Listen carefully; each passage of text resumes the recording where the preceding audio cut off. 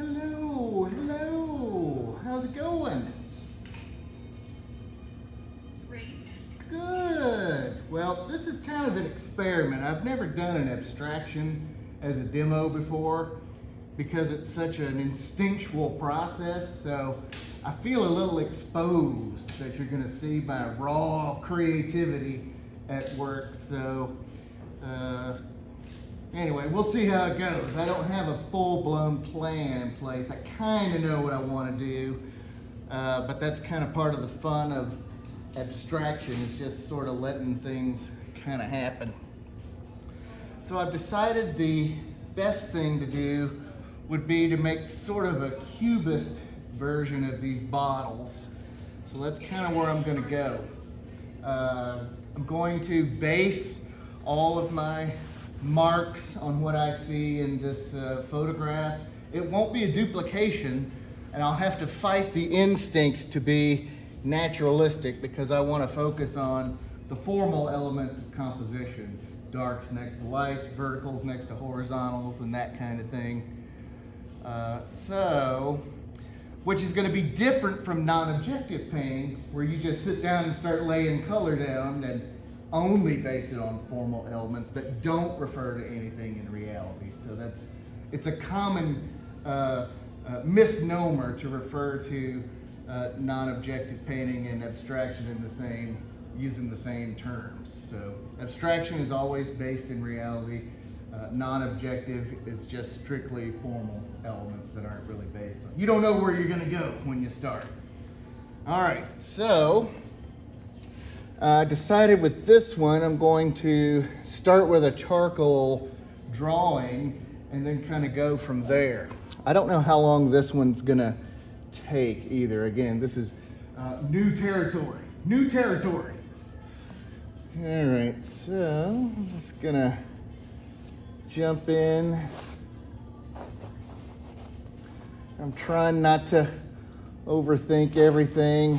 I'm trying to just sort of base this in reality.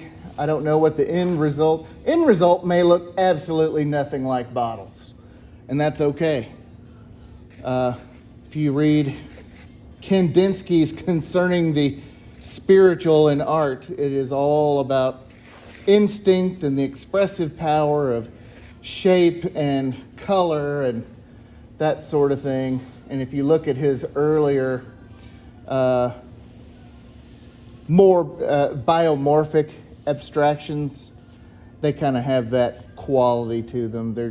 They do refer to reality, and you can kind of see that in spots, but that was not the concern that show up in the final project. As long as you start in reality and then take it somewhere else, you're good to go.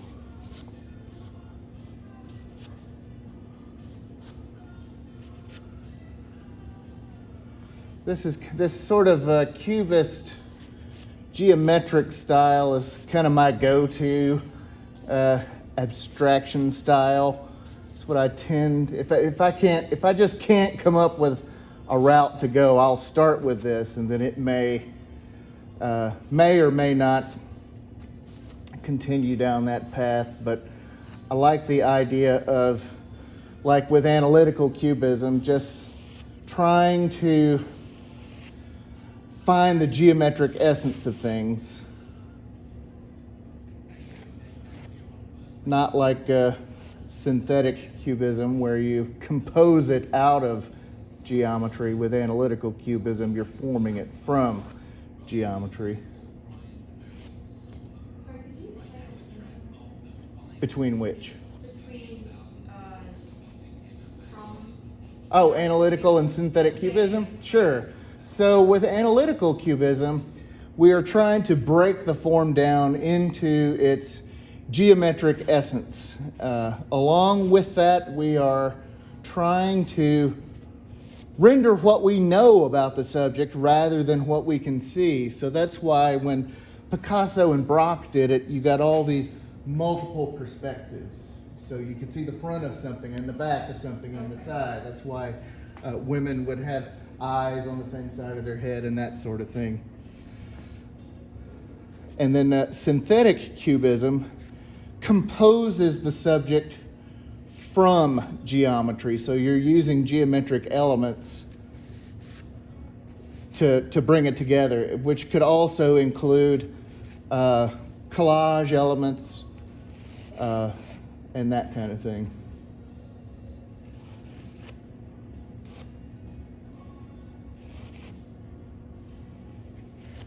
This is not the only way to do abstraction. There's a ton of ways. I just had to kind of light on something. And there's not a right or a wrong way. This is such a subjective thing to do.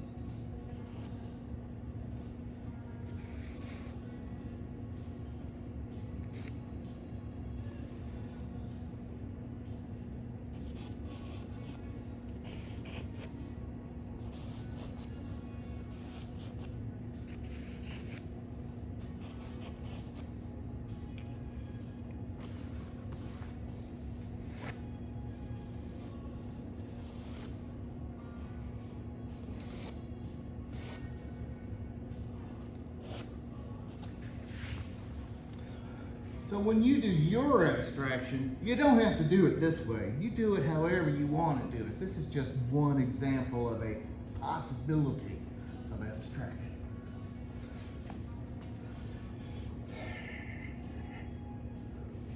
I'm not sure if this has been asked or not yet, but do you have to use a reference photo for this one? Does it have to be represented by actual objects? It needs to refer to actual objects, so you need to base it in reality. Even though the final product may look absolutely nothing like reality, that's where you have to start. It has to be from real life. It can't just be from your manufacturing of your brain, because then it's not objective. I think I actually, now that you're saying that, I think I remembered this final painting being abstraction or non-objective. So as long as you clarify which route you're going, you can go either way. Does that make sense? Cool. Cool. Yeah, yes.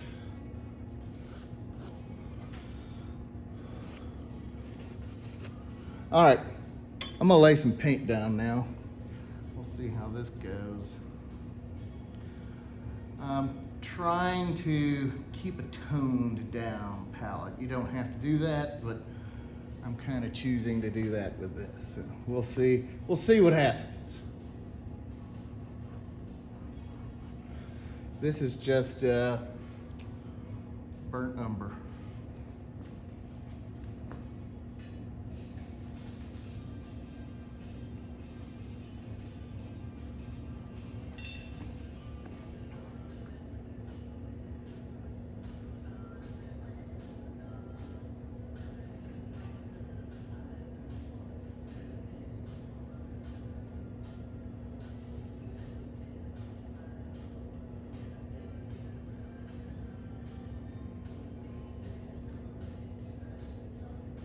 I am just sort of reinforcing the lines that I started with the charcoal, but as you are no doubt aware, sometimes when you get into the actual painting process, you get more ideas and you want to change the route you're going, and that's okay too. I get a lot of folks who have sort of a plan and they start that way and then they change their mind halfway through. And can I change this? Do I have to continue going this route? No, you don't have to continue going that route. If you are moved to change your color palette or change the style or change your process, then go with it. it's good for us to feed that kind of, I don't know what you'd call it, reptilian creative part of your brain that just works by instinct.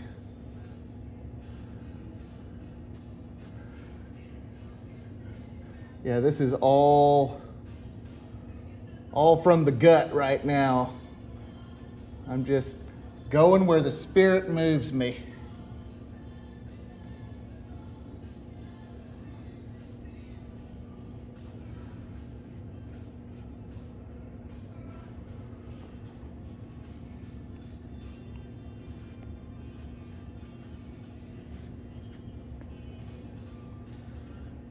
Switching to black just to get a little variety. So as I'm laying these marks in, I'm still trying to think about the elements and principles of design: balance, value, pattern, color. I'm trying to think ahead and decide what colors I want to use. I didn't want to plan this out too much in advance because, again, there's a freedom to just kind of jumping in and sitting down and just going where the spirit takes you. So I find that, and not every time, but sometimes when you overplan something, you take out all the energy and spontaneity, and then also you have a preconceived route that you're supposed to go in your head, and you're less likely to be open to changes and alterations and that kind of thing. So again, this is just raw, naked, unabashed, instinctual painting. I feel so vulnerable. You're peeking into my reptile brain.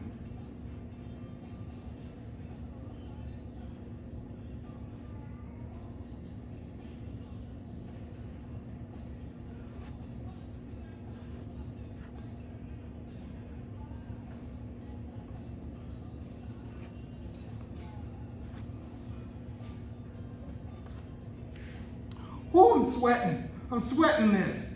Something is sucking all my energy out, and it's just pouring off me. It's intense. It's intense, man. All right, I'm going for some of my red, and I'm just really loosely placing this red kind of where I see it in my composition. And this is already different than what I had originally thought of for this. I was going to base a lot of the shapes on these refractions in the glass in the center, but I've already scrapped that and gone into this more structured sort of abstraction. And that's okay.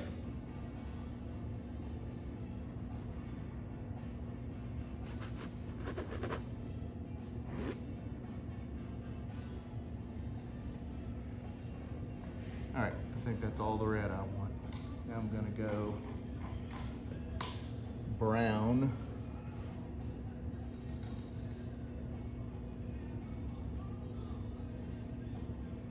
I hope this is helpful. I hope it's not like watching a clown get in a car wreck or something. Sure, it's entertaining, but what do I get out of it?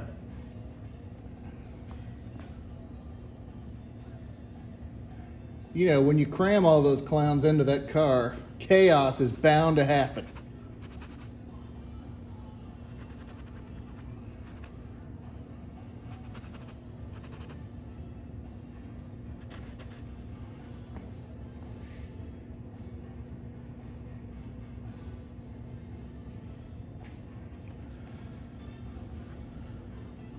So with regard to my toned down color, I'm reaching into my art historical knowledge, and I'm thinking about not just Picasso and analytical cubism, which mostly had that kind of muted earth tone palette, but I'm also thinking about Marcel Duchamp and his early Dada paintings that were kind of poking fun at the Italian futurists. Those were fairly monochromatic as well. So I'm not copying it or anything, it's just in my head. I just want to try to keep on that route because it's easy for me to get distracted and seduced by all this color and go crazy with it. But non-reptile brain Doug says, don't do that. Keep it real.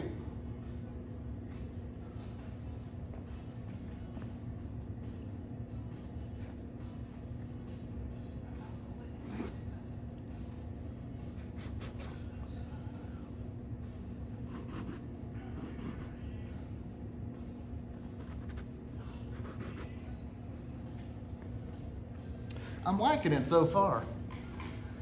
I'm liking where it's going. Gonna get a little sap green now and do some of these more muted greens. It goes well with the browns too.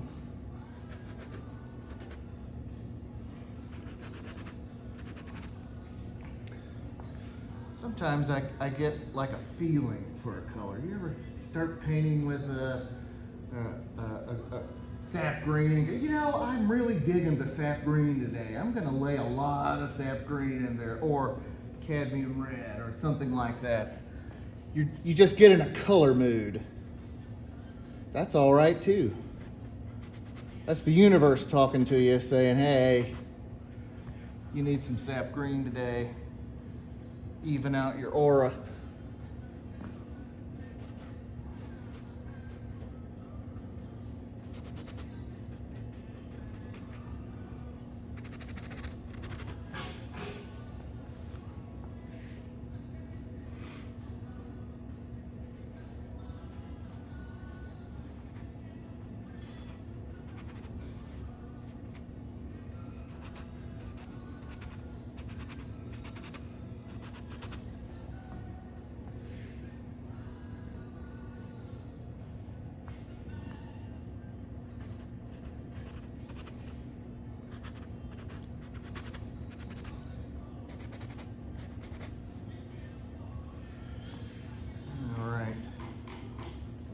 Going to add some white now.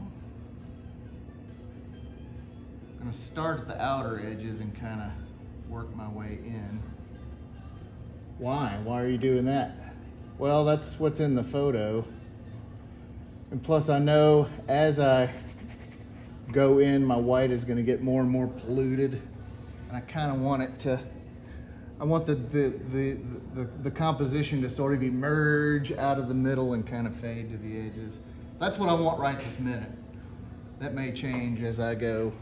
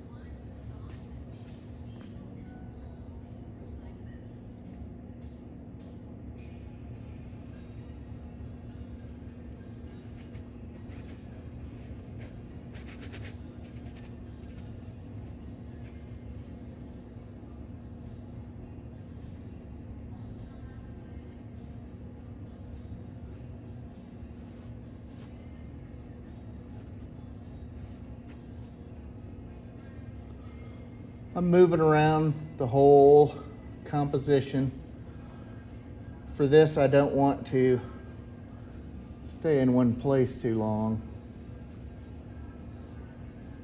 So I'm gonna keep it going. Keep it moving, keep the energy flowing.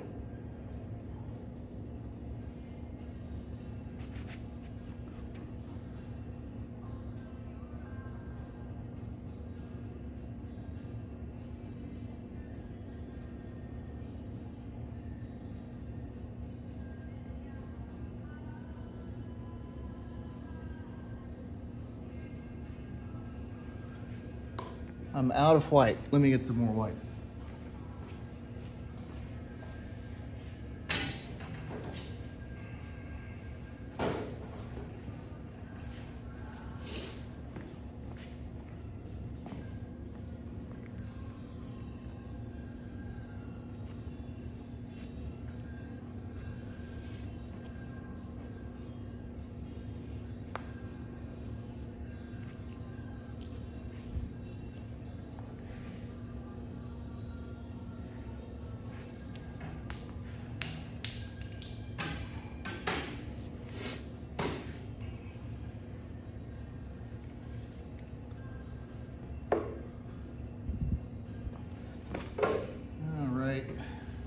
I feel like it's starting to gel.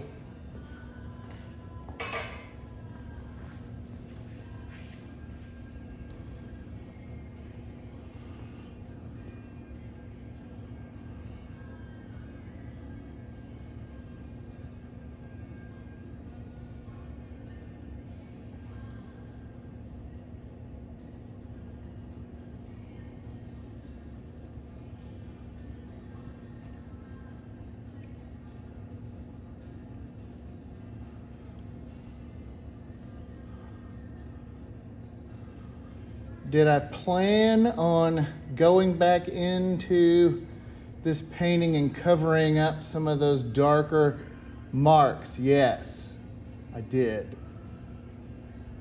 I've done that approach before where you just kind of lay something down and maybe the entire thing gets covered up.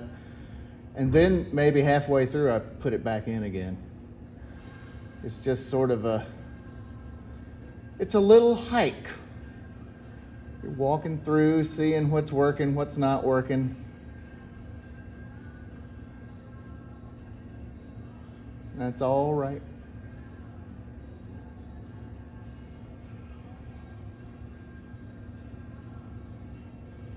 I do think that I want to try and knock out all of the white of the canvas. I feel like maybe at the edge I'll leave a little bit because that's part of that kind of emergence.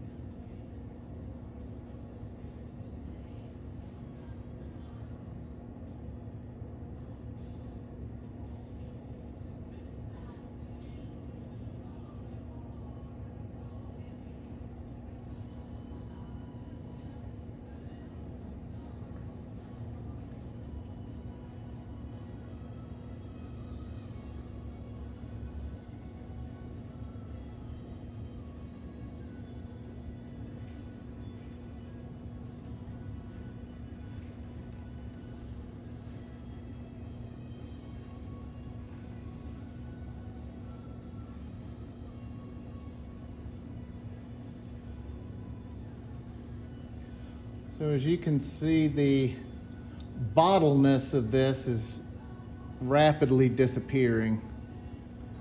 The fun thing is I will probably, if I were to completely finish it out, I would probably title it Still Life with Bottles, because when you title your pieces, that gives the viewer a little bit of a hint of kind of where to go with it. And so they'll look at it and go, oh, yeah, I can kind of see some, I see the shoulder of the bottle there, and I can see the cap of the bottle. Yeah, I get it. I see where you're going with that. So I used to not put a lot of stock into titling my pictures, but then I discovered it was a missed opportunity, because you can easily direct your viewer to kind of get what you want out of it, and make it more interesting by giving it a more interesting title than untitled. Or people like to try to figure out what's going on in a painting, especially if it's not immediately recognizable. They like to dig into it and see what they can pull out, so I like to give them a little help.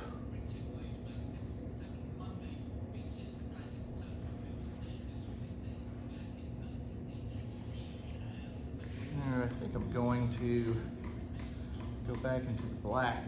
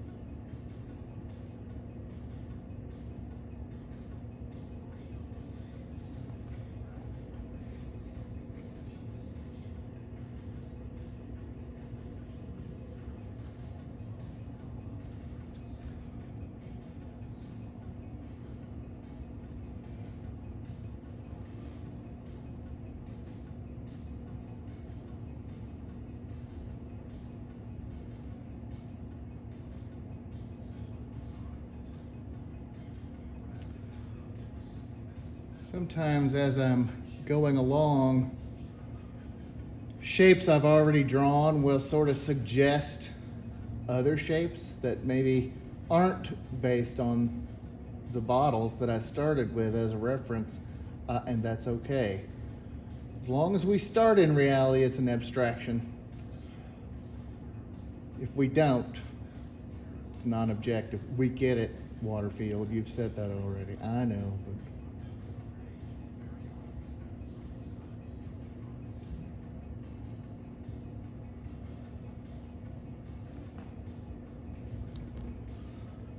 going to get a smaller brush and work on some of these little white areas.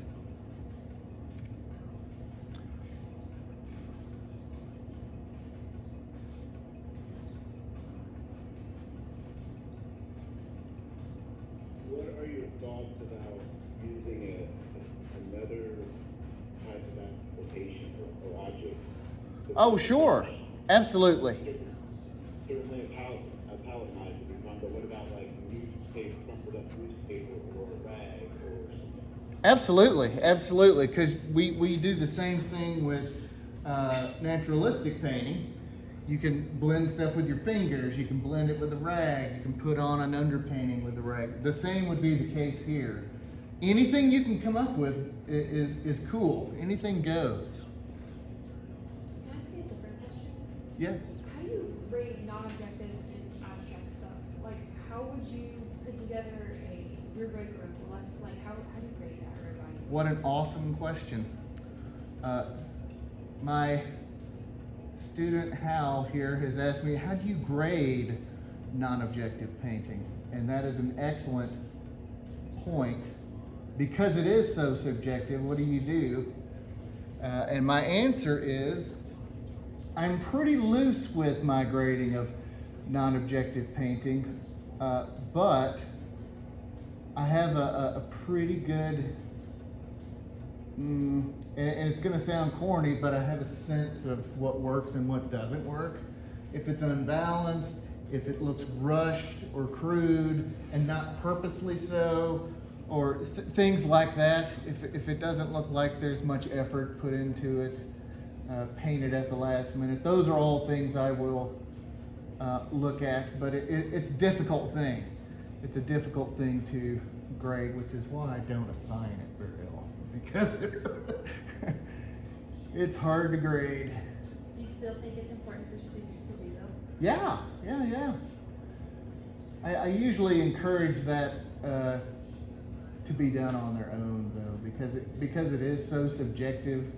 You know, this may look great to me, it may look like shit to you and not mean anything to you. So it's non-objectivity doesn't have an abstraction, doesn't have a set of rules that it follows. So it's really something you need to discover on your own. I don't know, am I answering your question, or am I I think so. kind of dancing around it a little? Well, it's kind of hard not to dance around that particular Yes, answer. yes. If I were critiquing it, I would point out things like, you know, hey, this is the only intense green. Maybe we want to add some more of this intense green elsewhere in the composition. So I would just talk about it in formal terms, you know. This needs more dark in this area to balance out, and that kind of thing. But even that is subjective, because what if your goal is not to be balanced? What if your goal is to purposely break all the rules of art and, you know, disturb your viewer? Well, then let's talk about that. So it's usually very individualistic. What was your goal? Tell me what you were trying to achieve here, and then let's see if you did it. Can I ask one more thing? Absolutely.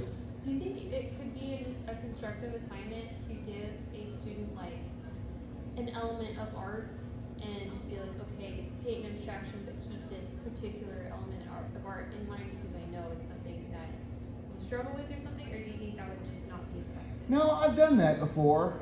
I hesitate. Well, okay, let me back up.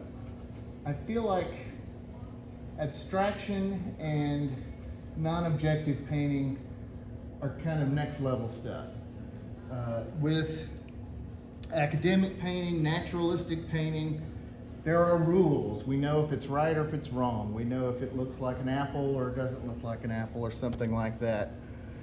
So if I am hesitant to lay this on new painters because they don't know where to go with it, you know, and they end up getting frustrated with it. Yeah.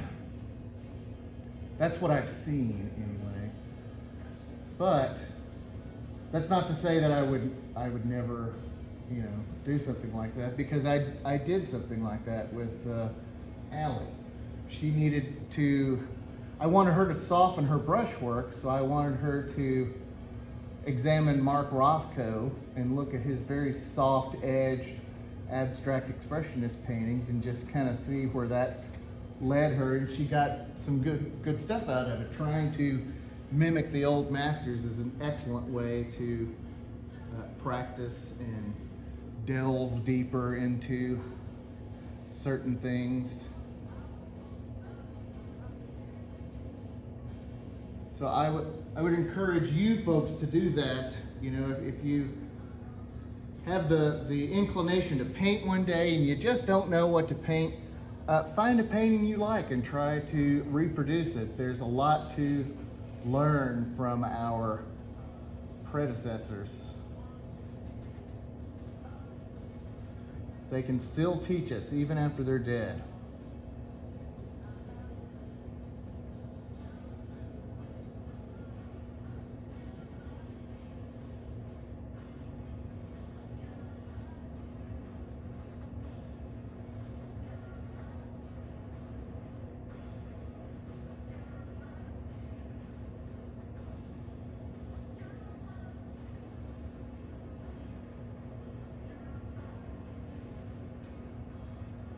I'm just sort of refining some of the marks I've already put in there.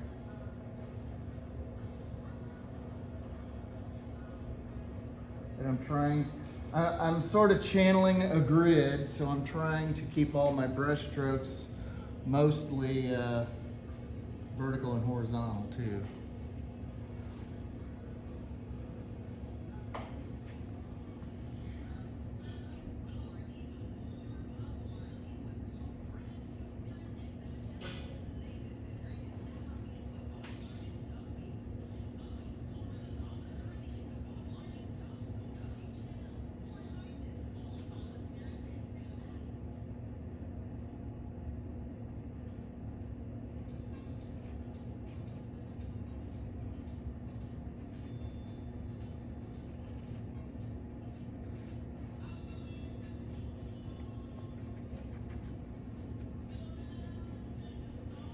Oh, I just had a great idea. Hold on a second.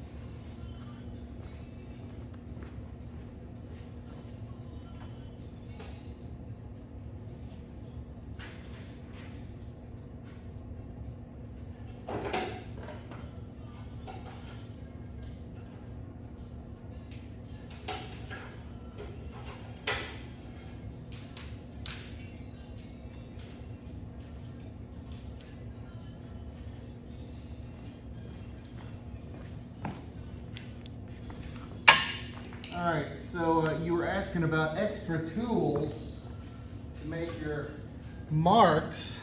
About 15 years ago, I had the idea of using cake decorating tools to add textures to things. So I'm gonna lay these cake decorating tools in and get some nice little textures, horizontals and verticals.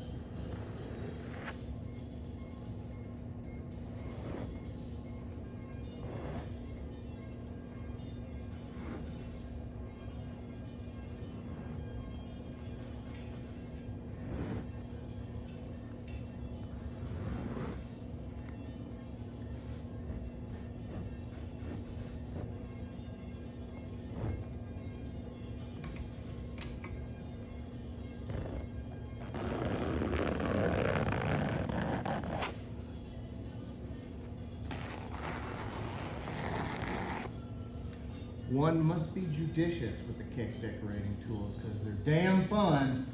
And if you're not careful, you'll get sucked into the mark making and then you end up with a big fat mess. So I'm gonna stop right there and see if it's satisfying me the way I want it to satisfy me. I'm gonna go back and go on top of this and reinforce my earlier marks with just a little bit more black. So you'll still see these cake icing decorator marks, but they'll be less of a prominent element. They'll kind of recede into the background a little bit.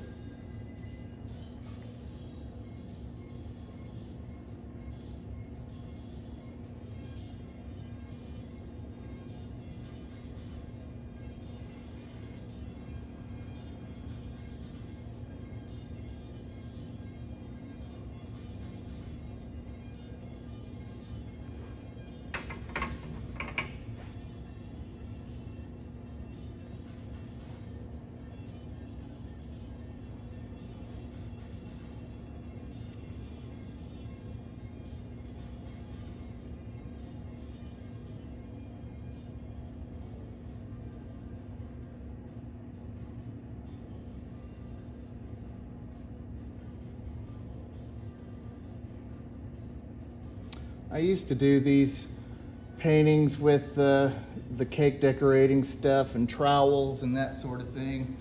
But I'd get like a gallon of acrylic molding paste and scrape all that on there. Or joint compound, you could do that with as well. But the joint compound will crack and fall off, but the acrylic molding paste won't.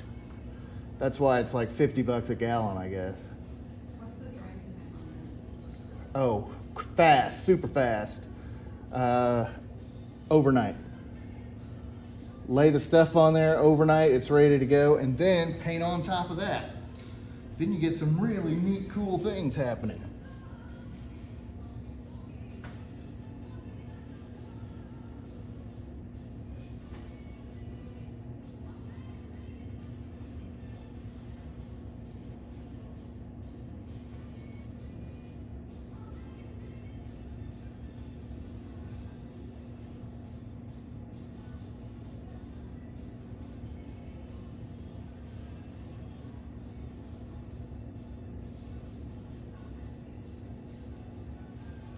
All right, I think I'm gonna stop here because it's getting kind of muddy. So normally I would just let this dry, give it 2 or 3 days to dry, and then I'd go back on top of it with another layer, which would give me punchier colors. You know how it is when you try to layer on top of things that are wet. So that's where it's gonna go, and when I finish it up, I'll send you all a picture of it so you'll see what the end result is. Sound good? Any questions? Was this a waste of your time? Okay. All right, go out there and have fun. Make some cool abstractions. I'll see you on Friday. Can't wait to see what you come up with.